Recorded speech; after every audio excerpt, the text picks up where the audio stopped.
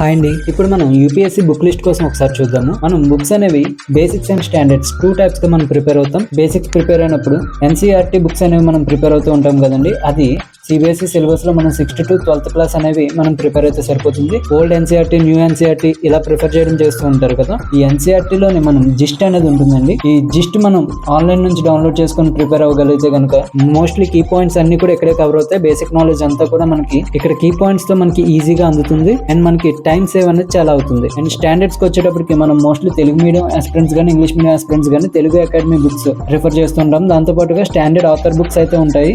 ఈ book list ఏంటి అని మన ఛానల్ ఆల్రెడీ డిస్క్రైబ్ చేసామండి, ఒకసారి విజిట్ చేయండి. అండ్ మీ అందరికీ నేను ఇచ్చే ఒక సజెషన్ ఏంటి అంటే డోంట్ రీడ్ మోర్ బుక్స్. అన్ని బుక్స్ కలిపి చదివేసి ఎక్కువ నాలెడ్జ్ గెయిన్ అవుతుందని మిత్తులు అయితే ఉండొద్దు. లిమిటెడ్ బుక్స్ ని ప్రిఫర్ చేయండి. ఒకవేళ కనుక మీరు సిలబస్ లో ఉన్న ఏ టాపిక్ అయినా మీకు ఆ బుక్ లో కవర్ కాకపోతే మీరు అనదర్ బుక్ అనేది రిఫర్ చేయండి, ఆ టాపిక్ మాత్రమే.